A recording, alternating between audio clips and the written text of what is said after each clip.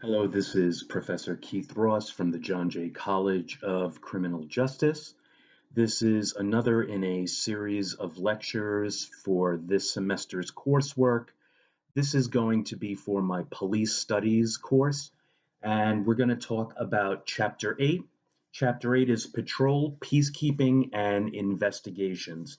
So basically, what we're going to be talking about is really sort of the meat and potatoes of what police do on a day to day basis. So, slide number 2, the police mission in this country is essentially fivefold. So, this is sort of what the police do. Well, police are law enforcement. As law enforcement, what does law enforcement do? Well, it enforces the law. It enforces the law and supports the law to investigate crimes. And I don't even like that word, to investigate offenses. More often than not, more thorough investigations are going to happen for crimes. But asking a couple of questions about an offense, like a violation, is still an investigation. To prevent crime, to help ensure domestic peace and tranquility, or to maintain the public order, and to provide local communities, states, and the nation as a whole with needed enforcement related services. So the first concept that I want to talk to you all about is in the book. It's called preventative patrol. You can use these two terms synonymously: preventative patrol and proactive patrol. Police officers work to prevent crime in at least two ways: crime prevention programs and preventative or proactive patrol. Crime prevention techniques include access control. Those can be barriers allowing or disallowing entry into a certain spot. um, Surveillance, security cameras. We are housed in New York City, and I would say at least from 96th Street on the way down, you cannot walk 2 city blocks without not being on some sort of camera. Thief deterrence systems like locks, alarms, and tethers, security lighting, and visibility landscaping, and VIN etching. What VIN etching is: VIN is an acronym for vehicle identification number. Every car that is manufactured today on the earth has a 17-digit VIN number. The one that you are probably most familiar with is the one that's right on your dashboard where basically where your inspection and registration stickers are. That is a 17-digit number. That really tells you just about everything that you need to know about that car: who makes it, where was it manufactured, things of that nature. With VIN etching, what we're talking about is putting that VIN number, which is located in a couple of places too. If you look at the side panels of your door, you're going to find your VIN number. There are a couple of hidden ones as well.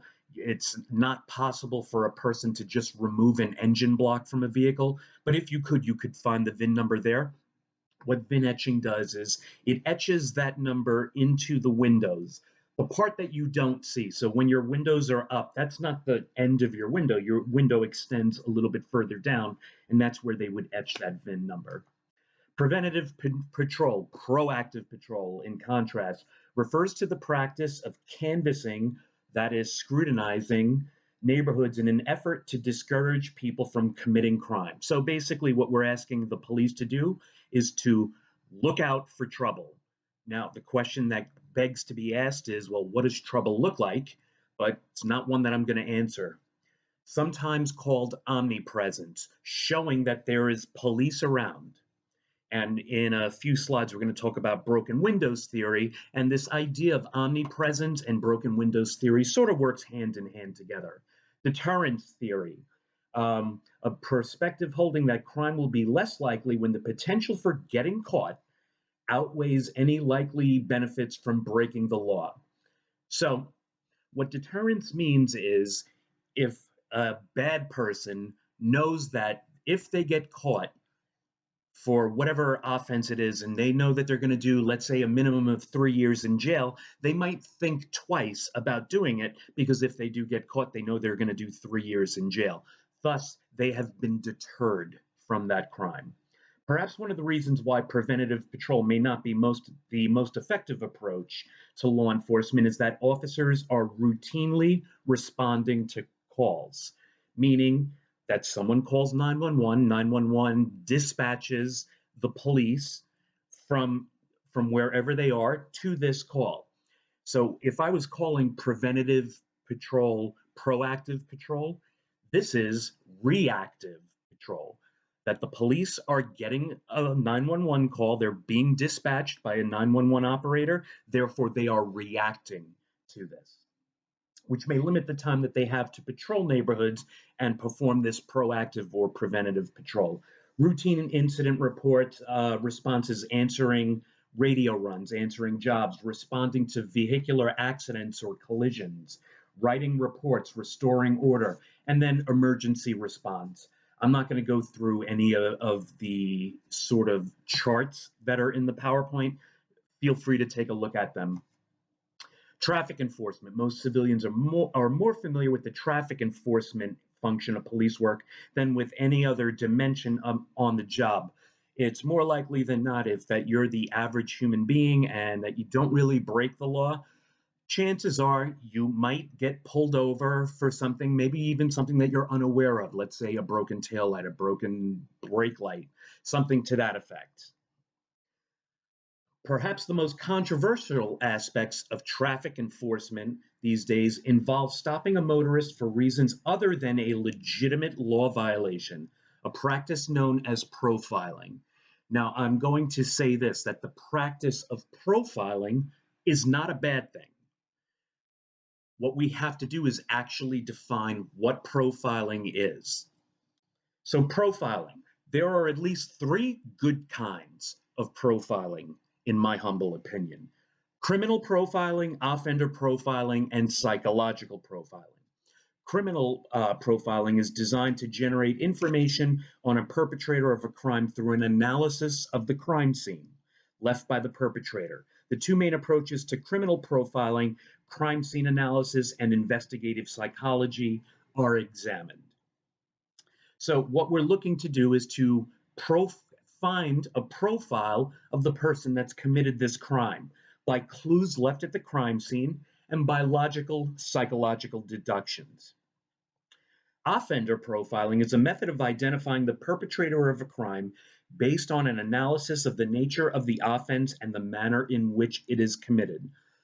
Just as a for instance, if we're talking about burglaries and we're talking about commercial burglaries, and we're talking about commercial burglaries maybe perpetrated at nighttime, there is a good chance that more likely than not that these burglaries, and what is a burglary? It's breaking into a building with the intent to commit some other crime. And if that other crime, more likely than not a larceny, the removal of property without permission or authority to do so, if a burglary has been committed, more likely than not, it's probably some sort of substance abuser. That's a general idea of what offender profiling is. Does it mean it has to be this person? Absolutely not. But it generally fits that fact pattern, so that would be an offender profile. Psychological profiling may be described as a method of suspect identification which seeks to identify a person's mental, emotional, and personality characteristics. For those of you that have seen Silence of the Lambs, the section of the FBI that's hunting for quote unquote Buffalo Bill is their forensic psychology department. And what are they doing? They're coming up with a psychological profile of who that serial killer is. Now, if we were talking about serial killers, a person that commits more than one murder in a given area, more likely than not, we could probably come up with an offender and a psychological profile that it's probably a male white, probably in his late 20s to early 40s, probably fairly well educated, probably middle class, things to that effect. So now we've talked about profiling, and usually when we're in class, I'll ask about, well, is profiling a good thing? And more often than not, I'll get a response of no. And I understand why. Because when we're talking about profiling, the type of profiling that's talked about most in the news is racial profiling.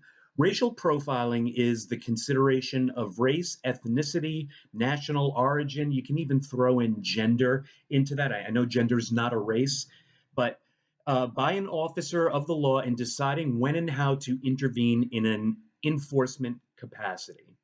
Pretext stops and profiling. Tail light out, but the person that's driving is an African American, and we're talking about a white police officer. There is a good chance that maybe the police officer pulled over the violator, the operator of the vehicle, maybe for the taillight, maybe for some other reason. Someone poor looking in an affluent neighborhood. Now, everyone in here sort of intuits what I mean by that, but here's a question: what does poor look like? We might have an idea, we might not have an idea. How about a car full of whites in a predominantly black neighborhood? What are we thinking? Are we thinking that they have friends in this neighborhood, or maybe they're in there for some sort of other nefarious purpose? Accident investigation. When we're talking about accidents, we're really talking about some type of vehicular accident, either vehicle to bicycle, vehicle to person. Accident investigations begin, of course, with a response to the incident. Once an accident occurs, the officer must do the following: take immediate steps to stabilize the accident scene. That could be putting out cones to direct traffic away from the collision, provide for life safely. Now, if there are injuries, the first thing all police departments are talk about in their mission statement is to preserve life. So they're going to want to get an ambulance there, maybe perform CPR if someone's bleeding and they have a tourniquet, maybe apply that tourniquet. Establish a perimeter for the scene and evacuate the injured if required. Evaluate the situation and call for needed assistance. I'm going to skip right down to pursuits. Every now and then, a suspect flees the police and a vehicle pursuit ensues. In New York, we don't really see them. You see them more in Los Angeles and maybe other urban centers, but you don't really see them too much in New York. And if a pursuit was to start happening, more likely than not, a supervisor that gets wind of this vehicle pursuit will immediately call off the pursuit. And here's the reason why. Before initiating this high speed pursuit, the officer must weigh two competing objectives. And I'm just going to talk about the bolded statement here: whether the benefits of potential apprehension outweighs the risk of endangering police officers, the public, and or the suspects in the chase. So when we're talking about vehicle pursuits, so yeah, you're chasing a car, but you're operating at a high level of speed. When you're operating at a high level of speed, the faster your car is, the less control you maintain over that car, over that vehicle. And especially in New York, no one obeys traffic signals anymore, especially pedestrians. So the risks of hitting a pedestrian in Midtown Manhattan far outweigh any sort of benefit of conducting this pursuit to catch this person. Directed patrols is, as the term suggests, a patrol with direction. Unlike random patrol, meaning you're just driving around, directed patrol involves concentrating the police presence in an area where certain crimes are a significant problem. Let's say we're having cell phones being stolen about the time of, let's say, 12 in the afternoon to about 4 o'clock in the afternoon in a 2 block perimeter that's near a high school. Well, maybe we want to have a directed patrol around there. And if we wanted to further extend this idea, we could probably come up with an offender profile that, since it's around a school and it's sort of around the times of when schools start to let out, possibly our offender is a youth. The terms used in conjunction with directed patrols are hotspots, hot times. Hotspots refer to concentrated areas, places of significant criminal activity, such as the street corner well known for its prostitution traffic, or in the scenario I just laid out, that 2 block perimeter around the school. That is the hotspot. The hot times are those times of days where crime is particularly problematic, such as after dark on a Friday night. In the scenario that I laid out for you, our hot spot is that 2 block perimeter. The hot time is going to be, let's say, anywhere from 12 p.m. to 4 p.m. Peacekeeping and order maintenance are also critical police missions. The mere thought that police officers might be close, omnipresent, can discourage or deter crime and deviance, thereby fostering a peace and maintaining the general order of the public.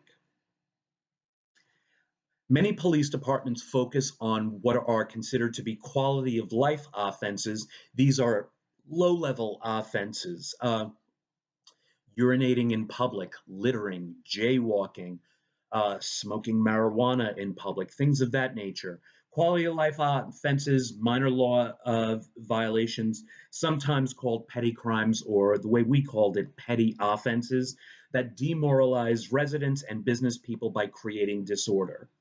And this works hand in hand with this idea of the broken windows model. I'm going to ask all of you that have the PowerPoint, please watch the YouTube link. This is what broken windows is. It is the notion that physical decay or the ignoring of petty crimes can breed disorder and can lead to crime by signaling that laws are not being enforced. If we see a lot of litter, then maybe public urination, then maybe someone gets mugged. What are we seeing here? What we're seeing here is that this is an area that is not being patrolled by the police. That if the police would have taken care of, let's say, the cigarettes and the public urination, the mugging or the robbery might not have taken place. Right now, there is a concerted effort in New York to move away from broken windows, and this is going to probably be something cyclical. As we can sort of notice statistically, this move away from broken windows has also shown that crime is starting to increase. Now, there are a lot of other reasons other than this move away from broken windows, but could it possibly be a factor? Possibly. Another thing that's really sort of in the news on a day-to-day basis is this idea of civil disobedience. Involves law breaking to prove a point or to protest against something. In 2020, right now, civil disobedience has been going on since about June, and I think it's going to continue for the foreseeable future. Problem with policing civil disobedience is that much of it is based on a desire to protest some perceived inequity in government. Let's say where people are protesting police brutality or the excessive use of police force. The balance here is that you have to protect an individual's First Amendment rights versus the public's interest in pursuit of happiness. So again, it's not an easy issue, and eventually it will get worked out. So now we're going to go to the second part of this lesson, which is investigations. Criminal investigation is one of the most important police functions and certainly the most romanticized. This is the stuff that for anyone that's interested in being a police officer, unless they grew up in a police family, they are sort of informed by the police shows and Hollywood and the media on police. And more often than not, most people that enter the police force don't enter the police force to be a police officer, but they want to be an investigator. Investigations are largely carried out by detectives, sworn officers who have, quote unquote, moved up, who have been promoted from patrol to something of a glamour job wherein they spend their days solving crimes. Investigation. I'm going to give you a definition of investigation. To observe or inquire into detail, to examine systematically the facts, and to make a determination. So basically, what investigators do is they take a look at the big picture. They look at those items in the big picture that are probative, that are connected to whatever it is that they are investigating. So they've made an observation. Then what they do is they examine that big picture and make a determination as to what is going to be usable or probative in their case and what is not usable or non-probative in their case. At the heart of any investigation is the practice of criminalistics, which refers to the scientific study and evaluation of evidence associated with the commission of crime. So now we're actually talking about physical evidence. We're talking about stuff that would be covered in MAP hearings. So we're talking about anthropometry and dactylography, ballistics, firearms identification, DNA computer investigations, and serology. Anthropometry is a method of identification based on body measurements and individual markings. So if you look at the word anthropometry, pometry is what the measure of, and anthro is the Greek word for man. And we're not talking gender, we're talking mankind. So basically, what anthropometry was, it was a method of identifying people instituted by Alphonse Bertillon in 1888. Basically, what it did, it took about like 13 to 14 different body measurements, circumference of the skull, wingspan from arm to arm, height, things like that. And it was a pretty accurate system. It was accurate to about 4 million to 1. But what happens if there are people that look almost identical? Identical builds, identical faces. That is where the problem. And if anyone is curious, you can look up William West and find out some of the issues with anthropometry. Dactylography. Now, dactylography is a word that no one really knows, but all of you know what dactylography is. It's the art and study of fingerprints. The primary form of identification throughout the 20th century, definitely more reliable than anthropometry. It is still used today. No two persons have identical fingerprints.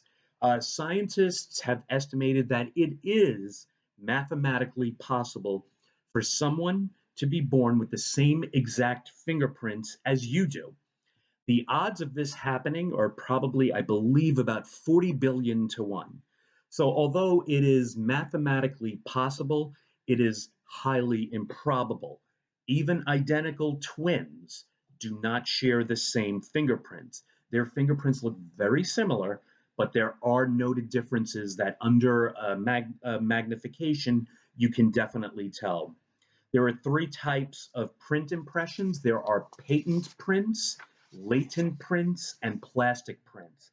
Patent prints are visible to the naked eye. If I stuck my hand in a pool of blood and put it on a white board or a white wall, you're going to be able to see my fingerprints. Latent prints are prints that are invisible to the naked eye, that I have to do something to make these invisible prints visible. So if I put my hand on a piece of paper, can you see my fingerprints? Well, no, you can't. But if I do something to that piece of paper, maybe I can make those prints visible. And basically, what we're talking about here is the term is called dusting for prints. And basically, if you think about what your fingerprints are made of, it's sweat and oils from that get secreted from your hands. And in those sweat and oils, you secrete amino acids, which are proteins. Dusting for prints, basically what happens is the powder bonds to the amino acids, and what was invisible now becomes visible. Usually the type of powder used is ninhydrin. If you just want to look that up, feel free. Not anything I'm going to test in this course. Then there are plastic prints. Plastic prints is a soft malleable substance. If you stick your hand into Play-Doh, you know exactly what it looks like. You put your hand in Play-Doh, you take your hand out, you can see your fingerprints in that. Your fingerprints are comprised of 3 different types. There are loops, arches, and whorls. Like if you look at your thumb, you're going to probably find a whorl.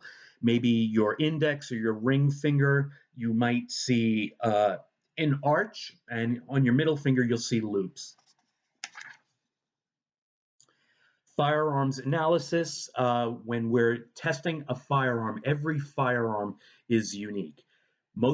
Just about every firearm has a serial number, and if it does not have a serial number, that firearm is considered to be defaced, and it is a higher penalty if you're carrying that a defaced firearm. When we're talking about cartridges, what we're really talking about are bullets. Bullet is part of the cartridge, and there are really 2 types of cartridges fired out. There are full metal jackets, and there are hollow point cartridges or bullets. The full metal jackets spin faster, and they have harder hitting power. The firearm itself, every firearm, if you look in the barrel of the firearm, there are grooves in the firearm that affects the next spin of the cartridge. So all of them have a unique sort of pattern as to how they're fired and what velocity that they're going to be fired at. And this can be tested in a lab. DNA, deoxyribonucleic acid, which is the chemical blueprint of life, determines the characteristics of an individual, whether a person is right handed, left handed, blue eyed, hazel eyed, brown eyed, um, dark skinned, light skinned, whether they are good at math, whether they're good at writing, things like that. Each person has a unique DNA makeup, with the exception of identical twins. If you think about identical twins, how do identical twins form? A sperm fertilizes the egg, that egg becomes a zygote. What happens with the zygote? It splits into two exact copies. Therefore, those two zygotes, those two embryos now have the same exact DNA profile, but don't get this confused. They have the same DNA profile, but they do not have the same fingerprint impressions. There are three types of testable DNA. There is nuclear DNA. Nuclear DNA is drawn from the nucleus of a cell. There is mitochondrial DNA. Mitochondrial DNA is drawn from the mitochondria of the cell. Nuclear DNA is probably the most probative because it gives us the best and most elaborate DNA profile. So it's the most unique pattern. Mitochondrial DNA profiles are important because they can be traced via maternal lines, meaning we have the same exact mitochondrial DNA profile that our mothers have and their mothers had. And there is something else called Y strain DNA, which is talks about paternal bloodlines, that we share the same Y strain DNA that our fathers have. DNA can be extracted from cells, from blood cells. Now, just as a quick aside, there are two types of blood cells. There are red blood cells and there are white blood cells. Red blood cells do not have nuclei, therefore, you cannot extract nuclear DNA from a red blood cell. You can from a white blood cell.